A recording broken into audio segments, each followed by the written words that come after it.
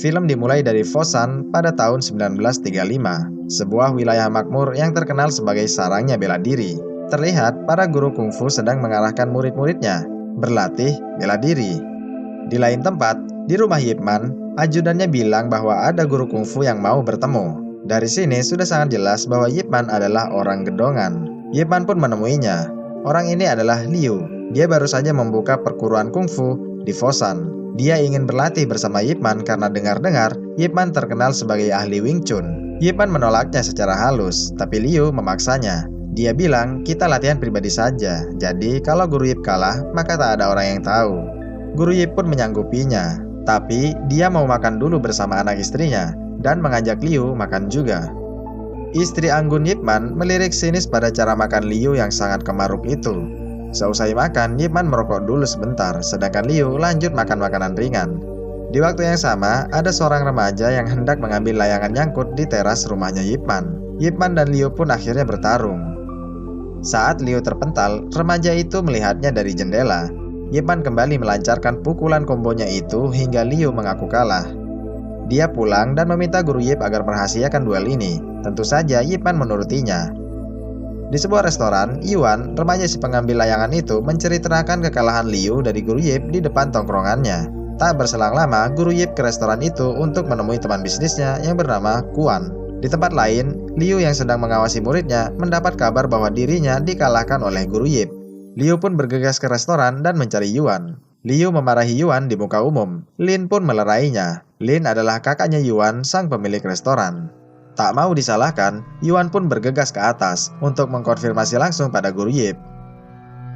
Liu meminta guru Yip menjaga reputasinya. Lin langsung menyeret Yuan dan melarangnya mempermalukan orang di depan umum. Yuan masih ngegas. Memangnya kenapa tak boleh? Seketika itu juga, Lin memelorotkan celananya Yuan dan semua orang pun menertawakannya.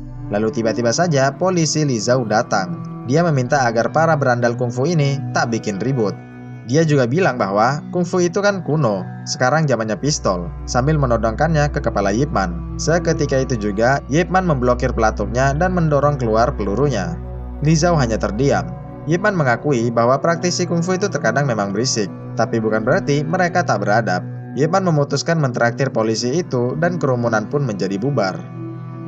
Di rumah, Yip Man memberikan pinjaman modal pada Kuan untuk membuka pabrik kapas. Kuan menerimanya. Saat sedang mengantar Kuan keluar, tiba-tiba saja Lin datang dan menunjukkan jurus-jurus baru. Sementara istrinya menemani Zun yang sedang menggambar.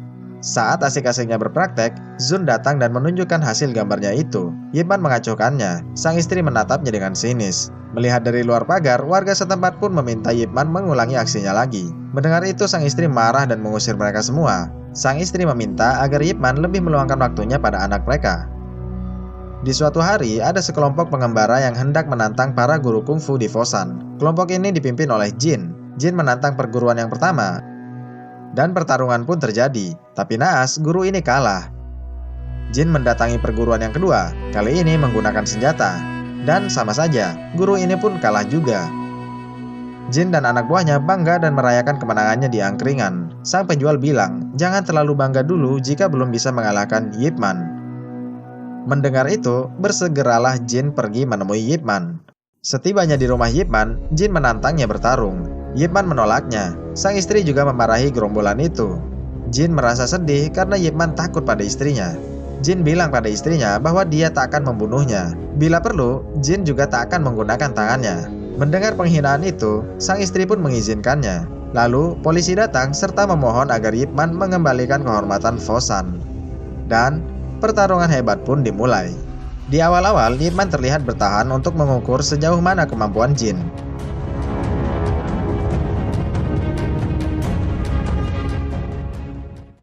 Setelah itu, Yip Man langsung melakukan serangan-serangan yang membuat Jin keteteran.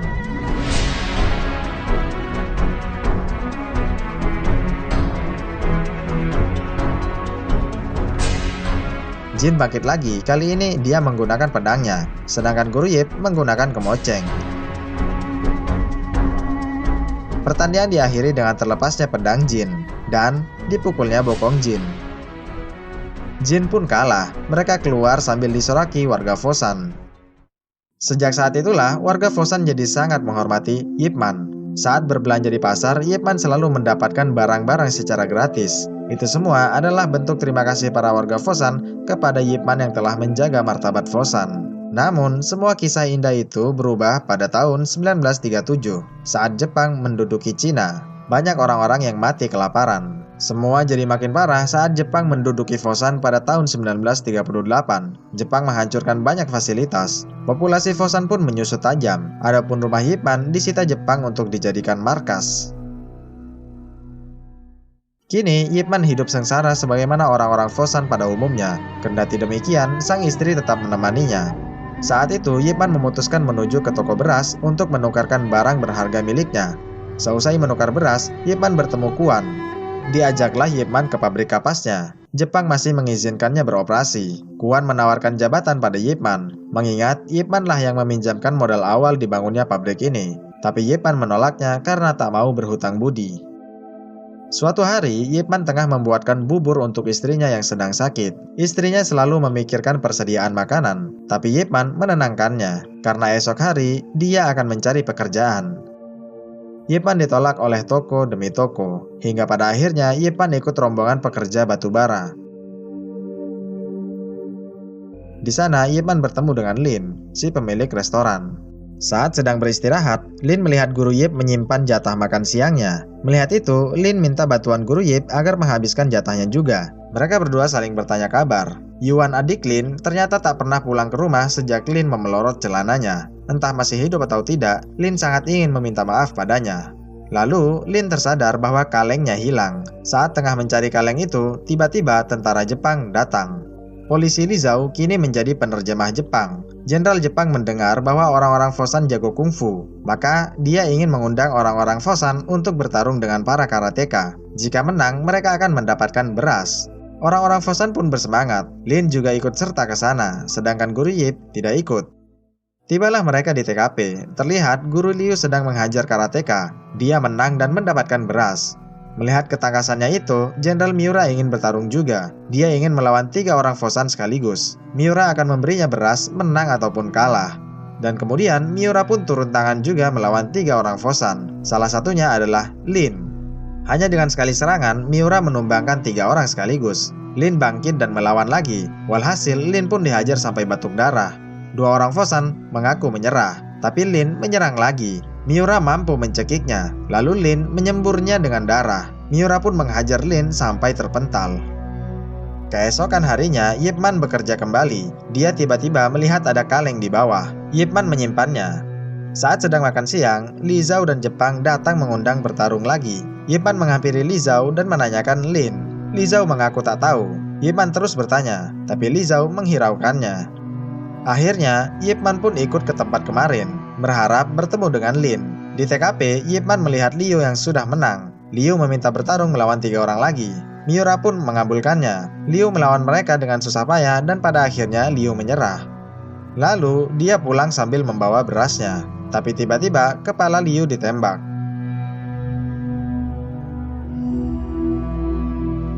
Melihat itu, Yip Man marah-marah pada Li Zhao. Ternyata, yang menembak itu adalah Kolonel Sato. Sato melarang peserta membawa beras jika sudah kalah. Jenderal Miura marah atas tindakannya itu.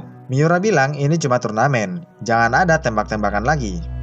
Turnamen diteruskan. Yip Man berteriak pada Li Zhao. Dia marah dan ingin bertarung. Yip Man bertanya, apakah Lin dipukuli sampai mati? Li Zhao tak menjawab dan membukakan pintunya.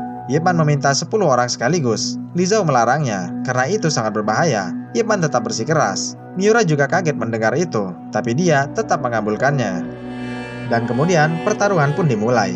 Yip Man yang marah memukuli ke 10 karateka itu tanpa ampun. Miura terpana melihatnya.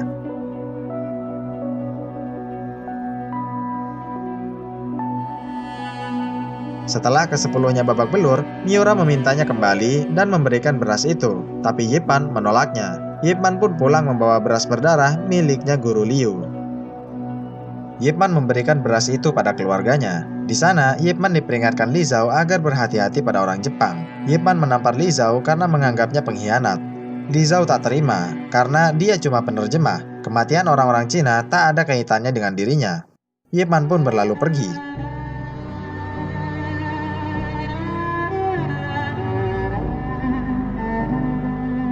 Sesampainya di rumah, sang istri mengobati luka Yip Man menggunakan minyak tawon. Yip Man salut karena istrinya setia padanya.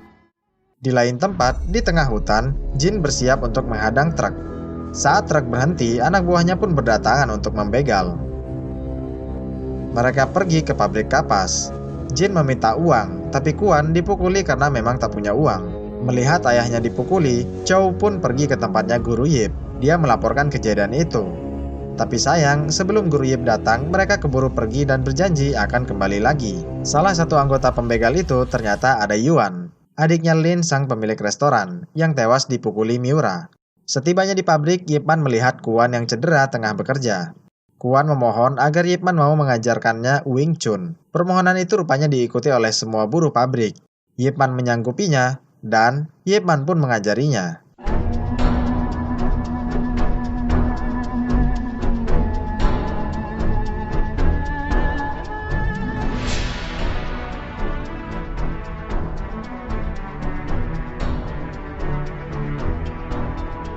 Di lain tempat, Yip Man yang sedang bermain dengan anak-anak kedatangan Li Zhao. Li Zhao bilang Miura ingin bertarung melawannya. Dan tiba-tiba saja, Kolonel Sato datang juga. Saat Sato melihat istri Yip Man yang cantik itu, dia ingin naik dan merenggutnya. Spontan, Yip Man pun menghajar Sato dan anak buahnya sampai pingsan. Li Zhao pun mengajak Yip Man sekeluarga untuk mengasingkan diri. Lepas itu, Li Zhao pun dihajar habis-habisan oleh Sato karena membiarkan Yip Man kabur. Miura bilang akan mengerahkan semua pasukannya untuk menemukan Yip Man. Li Zhao akhirnya pulang dengan babak belur. Dia menemui Yip Man di kamarnya untuk menyampaikan barang pesanannya. Yip Man sangat berterima kasih pada Li Zhao karena telah menyembunyikan keluarganya. Keesokan harinya, Jin datang lagi meminta uang. Kali ini para buruh siap menghadapinya, dan perkelahian kolosal pun terjadi.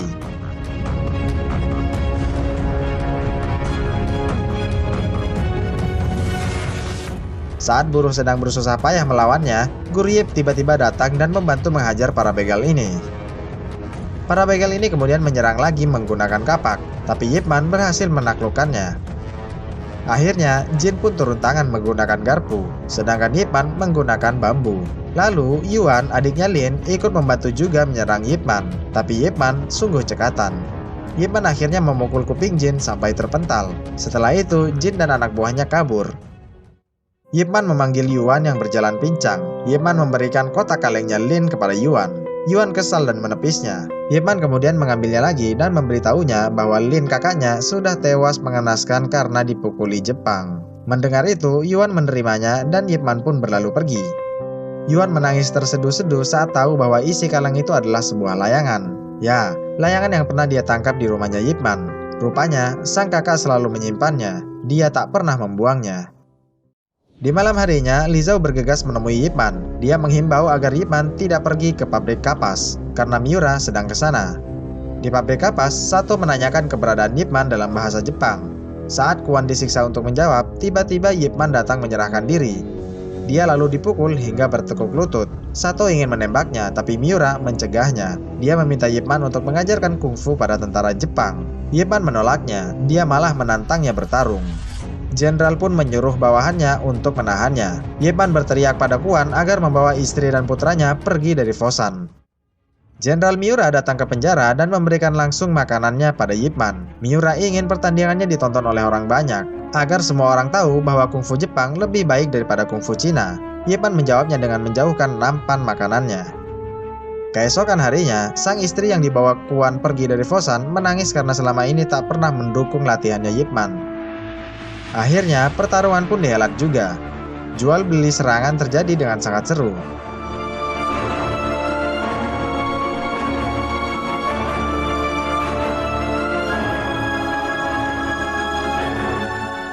Rupanya, istri dan Kuan kembali ke Fosan untuk melihat Yip Man. Saat Miura kalah dan babak belur, warga Fosan pun berteriak kegirangan. Di tengah euforia, tiba-tiba saja Sato menembak Yip Man hingga terjatuh.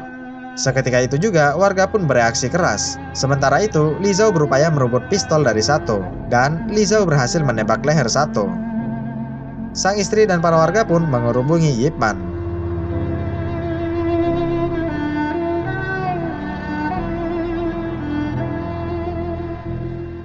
Dan film pun berakhir. Gimana? Keren gak? Kalau keren, nanti kita lanjut lagi ke Ip Man 2. Tapi kalau tidak, mungkin kita cari film lain saja ya. Terima kasih telah menonton video ini sampai akhir, dan sampai jumpa di video berikutnya. Bye!